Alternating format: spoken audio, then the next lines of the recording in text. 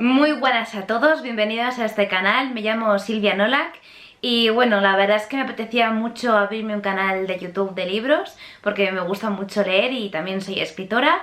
Me apetecía hacer el típico vídeo de presentación y quería ir directamente al grano, así que voy a hablar de uno de los autores que más me han impactado en mi infancia y también ahora mismo, la verdad, y este es Philip Pullman. Bueno, estos son los tres libros que componen la trilogía de Materia Oscura. El primer libro se llamaba Luces del Norte, porque no sé si por criterios de marketing lo cambiaron por La Brújula Dorada, me parece, sobre todo en la edición donde aparece la portada de la película que se estrenó, no sé si fue en 2006 o por ahí, que es esta. Y creo que ahora hay una nueva portada que es muy bonita, que es esta. Pero la verdad es que de todas esas a mí la que más me gusta es esta, pero sobre todo pues por añoranza, porque creo que este libro, no sé si me lo leí también con 12 o 13 años y la verdad es que le tengo mucho cariño. El primer libro es Luces del Norte, el segundo es La Daga y el tercero es El Catalejo Lacado. La trama del libro es un poco compleja, pero para que os hagáis una idea, va de una niña llamada Lira Belacqua, o Lengua de Plata, que tiene 12 años, es la protagonista. Ella vive en un mundo muy similar al nuestro, luego ya veréis por qué, porque no es exactamente igual. Vive en el Jordan College, que es como una facultad dentro de la Universidad de Oxford, y ella es huérfana, pero la mantienen su tío Lord Asriel y el propio Jordan College. Bien, cuando decía que era muy similar a nuestro mundo es porque ellos tienen unos, digamos, animales llamados daimonions o daimones o algo así, que son la mitad de su alma, solo que en vez de estar dentro de su cuerpo, la otra mitad está fuera de su cuerpo y cobra forma de animal. Los niños pequeños, pues digamos que sus daimonies van cambiando de animales, pues pueden ser una mariposa o un gato, y cuando ya se hacen adultos se quedan fijos en un animal. Bien, pues la trama va de esta niña, ¿no?, que vive en ese ambiente universitario del Jordan College y es una niña un poco solitaria, tiene un amigo llamado Roger y también juega con otros niños de Oxford, que la mayoría de ellos son gitanos, que son muy parecidos pues a los gitanos de nuestro mundo.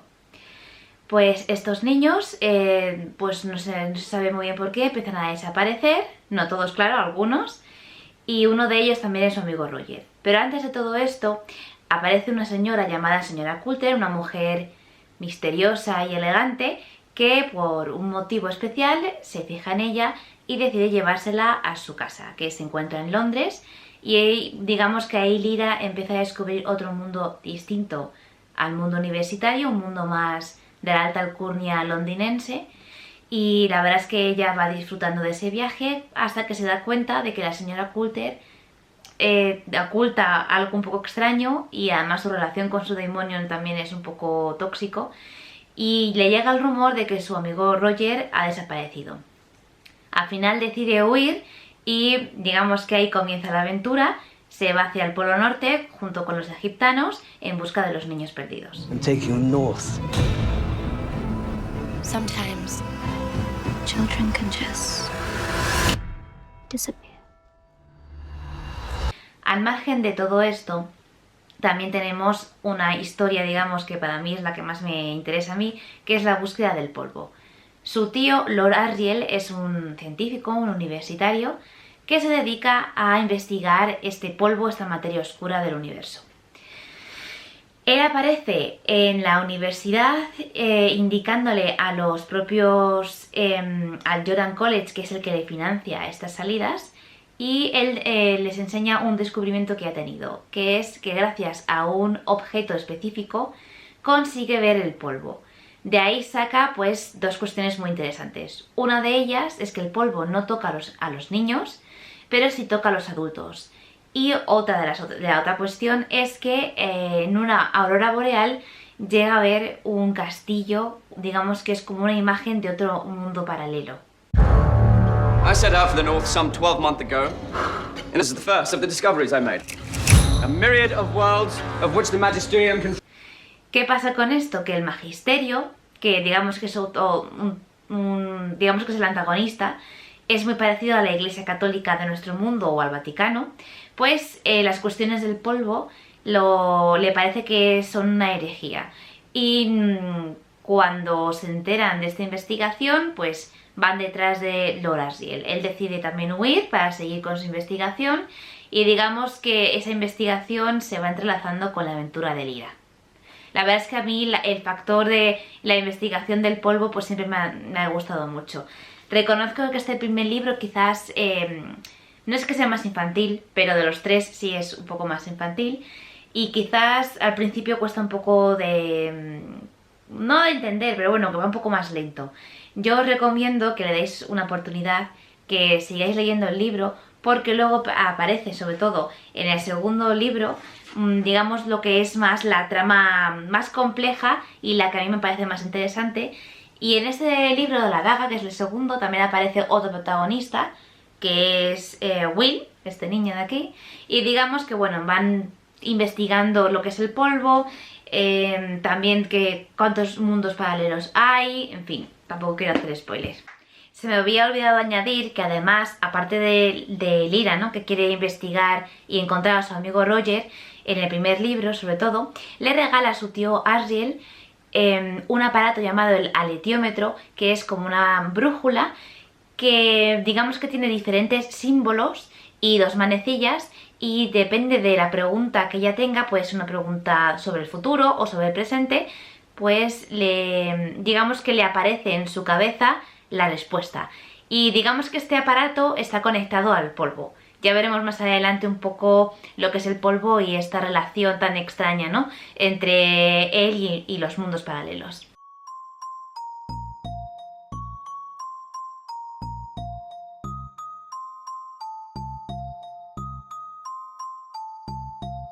Como os he dicho antes, estos libros digamos que son bastante más complejos, no es solamente esa trama superficial, sino que Philip Pullman a mí me encanta porque añade muchos temas bastante profundos, como puede ser el gnosticismo, también habla un poco sobre la física cuántica, como puede ser el entrelazamiento cuántico, también hace una crítica bastante profunda hacia la Iglesia Católica, ¿no?, y el totalitarismo dogmático.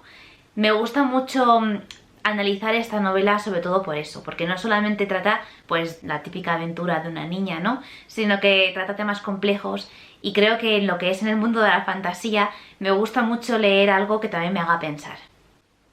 Dentro, digamos, ¿no?, de esa crítica hacia la Iglesia Católica, tengo que decir que estos libros nada más salieron, me parece, se publicaron en su día, fueron censurados en varios países precisamente por esto, pues porque los movimientos cristianos criticaban ese reflejo gnosticista o gnóstico, ¿no?, que el autor pues digamos que reflejaba en sus novelas. Como abarcan muchos temas estos tres libros, pues lo he querido dividir en tres temas principales para entender, digamos, los tres libros en su conjunto, para que no solo os quedéis con la trama superficial, sino también ahondemos un poco más en lo que Philip Pullman nos quiso transmitir. Philip Pullman se inspiró en un poema muy famoso para tratar estas novelas, y es El paraíso perdido de John Milton, y también en el ensayo crítico de William Blake. Para entender lo que Pullman quiso transmitir con la trilogía Materia Oscura, hay que entender el poema El paraíso perdido de John Milton primero, porque Pullman trata el tema del pecado original y la visión de Dios de la Iglesia Católica. El poema de Milton integra dos ideas contrapuestas: la razón de Dios contra el deseo del diablo. Para Milton, que era republicano, este poema representa su lucha interna entre su creencia racional hacia un Dios omnipotente y esa búsqueda por la libertad individual del hombre, y encarnada en el deseo del diablo hacia el libre albedrío. Milton trata de hallar una respuesta a por qué existe el bien y el mal, y lo transmite a través de la historia bíblica de Adán y Eva y el pecado original. El mal y el bien son dos caras de la misma moneda. El mal, por tanto, es una consecuencia directa de nuestra libertad, otorgada por Dios. De esta forma, en el poema ensalza al diablo, porque representa la rebeldía del ángel caído, la contradicción y su humanidad con respecto a un Dios que justifica la existencia del mal y el sufrimiento en pos de esa libertad, y de cómo Eva y Adán son seres confusos que no reprimen sus emociones y por ello caen en la tentación y son expulsados del paraíso. Bien, hay que tener en cuenta que aunque William Blake compartía cierta visión de Milton, también había diferencias que le hicieron escribir 2 poemas, A Papinadie y El matrimonio del cielo y el infierno, no solo como homenaje a Milton, sino como corrección de esa teología subyacente en El paraíso perdido. Sus críticas se pueden resumir en 3 puntos. Critica la imagen de Dios que daba Milton por ser tan racionalista, el ensalzamiento a Satán y al infierno, y que la concepción del Espíritu Santo era inexistente en el paraíso perdido. En este análisis lo que nos incumbe es el hecho de que para Blake la razón es un instrumento satánico, por lo que niega la visión racional de un Dios, y la libertad solo existe en el plano de la imaginación cumplida. Blake era un hombre religioso, y él entendía que la verdadera religión era por medio de una revelación directa e individual por medio de la imaginación a través del arte. Por eso, Blake no creía en el Dios de Milton, lejano y oscuro, que refleja la hipocresía de las religiones monoteístas, sino que creía en un Dios que está en el hombre y lo acompaña siempre. Además, él creía en el perdón permanente de todos los pecados, y que el cuerpo era una fuente de placer, y que el placer no podía ser nunca pecado. Creía que la represión sexual era consecuencia del racionalismo y la religión. Tampoco creía en el infierno eterno. Y se oponía a cualquier religión organizada que no hacía otra cosa que aprisionar y destruir la energía y la imaginación, que para él eran la verdadera experiencia religiosa. Y esta línea de pensamiento es la que Pullman abraza, la de Blake, ya que critica al Dios de Milton y el temor al pecado original, y lo refleja sobre todo en su tercer libro, El catalejo lacado. Esta crítica coincide además con una creencia que Pullman también hace visible, y es el gnosticismo, sobre todo por su crítica hacia el totalitarismo dogmático del magisterio.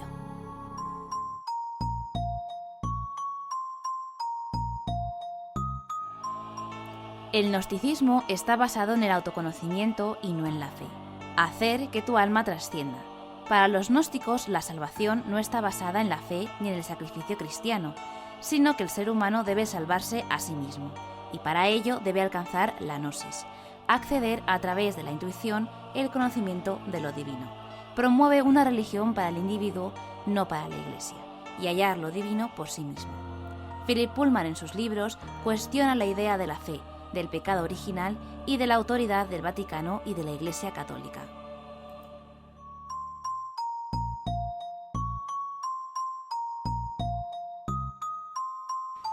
Otro de los temas que trató Pullman en estas novelas es la transición de la inocencia a la experiencia. ¿Por qué es importante para Pullman y Blake el tránsito de la inocencia a la experiencia? Antes de nada, hay que aclarar que se refieren a la infancia y a la madurez. Bien, pues para ellos esto es importante porque para liberar al mundo del reino de la razón y del totalitarismo dogmático, el ser humano no debe pasar por ese tránsito sin dejarse manipular por las ideologías que le envuelven. Y para ello hay que entender qué es la inocencia, qué es la experiencia y cómo se realiza ese tránsito. Pullman se inspiró en Blake, pero también en uno de los principales escritores dramáticos del romanticismo alemán, Heinrich von Kleist. Para Kleist, la inocencia o gracia natural es la belleza de los actos sin conciencia, sin reflexión. El autor escribió una obra llamada Sobre el teatro de las marionetas, en la que habla precisamente de esa belleza o gracia natural que las marionetas poseen y que el hombre ha perdido a causa de sus movimientos calculados y con conciencia. Y esa gracia perdida al haber comido del árbol del conocimiento y por la que lo expulsan al hombre del paraíso, se puede volver a recuperar cuando el hombre se rebela contra la sujeción de la conciencia de la razón en virtud del conocimiento infinito y así poder reconciliar conciencia y naturaleza. Sí, sé que es un poco complejo de entender, pero sigue escuchando. Porque el niño es como el titiritero que mueve a las marionetas, es la inconsciencia. De su estado, como el de las marionetas, emana la gracia. Pero cuando se convierte en adolescente, corre el peligro de la reflexión que lleva al autoconciencia de sí mismo. Y si el hombre logra despegarse del peso de la conciencia, puede alcanzar la visión armónica del todo. Debido al afán de la lógica y de la racionalidad del hombre, la relación con la trascendencia puede restablecerse solo si come de nuevo del árbol del conocimiento para alcanzar y superar su segunda inocencia y así recibir al fin la gracia, es decir, el camino que conduce a la verdad. Por otro lado, Blake se refiere a ese tránsito a la aceptación madura de la imaginación y deseo como elemento irrenunciable de la naturaleza humana. Pullman, acerca de la inocencia o gracia natural, coincide con Kleist. Comparte la idea de que debemos volver a comer del árbol del conocimiento, pero no para buscar esa inocencia perdida, sino para buscar una inocencia superior, experimentada y realista.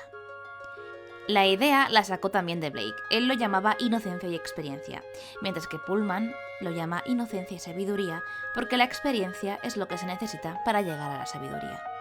Por tanto, para Pullman como para Blake, la inocencia es algo original, innato del niño, pero insuficiente en sí misma, y solo atravesando el mundo de la experiencia se podrá llegar a alcanzar la verdadera sabiduría o inocencia organizada. Aunque para transitar la experiencia y llegar a la sabiduría hay que escapar de las trampas ideológicas y modelos educativos represivos. Pullman refleja ese tránsito en Lyra y Will, cómo ellos caminan hacia la sabiduría y alcanzan un sentido profundo de nuestra vinculación con el universo. También lo refleja en el polvo, que no toca a los niños, porque son inocentes, pero sí toca a los adultos, que se encuentran en esa experiencia, que no es sabiduría, y han sido manipulados por las ideologías sociales como el dogma religioso, y su temor al pecado original que tanto teme el magisterio.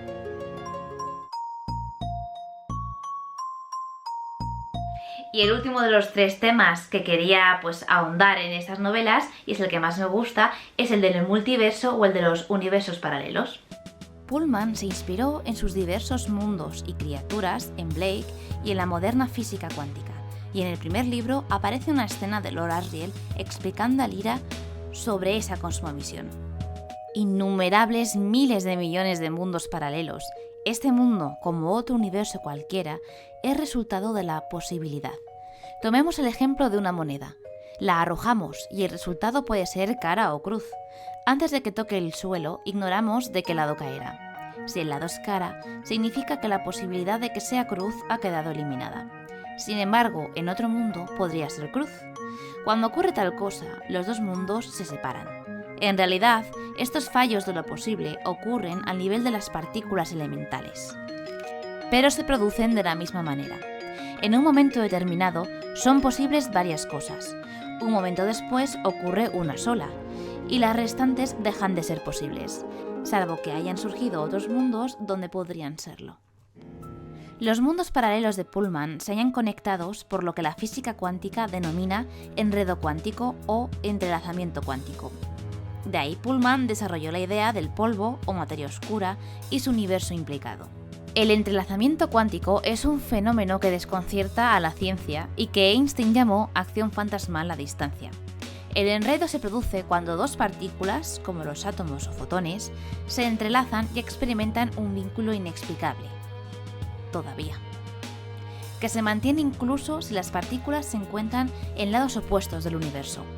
De esta forma, Pullman creó sus mundos paralelos, conectados unos con otros de manera mágica y basado en la ciencia. Para él, el polvo y el universo tienen una conciencia cósmica, viva, y por ello esos mundos se conectan, y Lyra puede ver el futuro y el presente e el pasado a través de su aleteómetro. Es un aparato conectado con el polvo, del que el magisterio quiere controlar por considerarlo hereje y porque ellos quieren el poder y el control de la sociedad.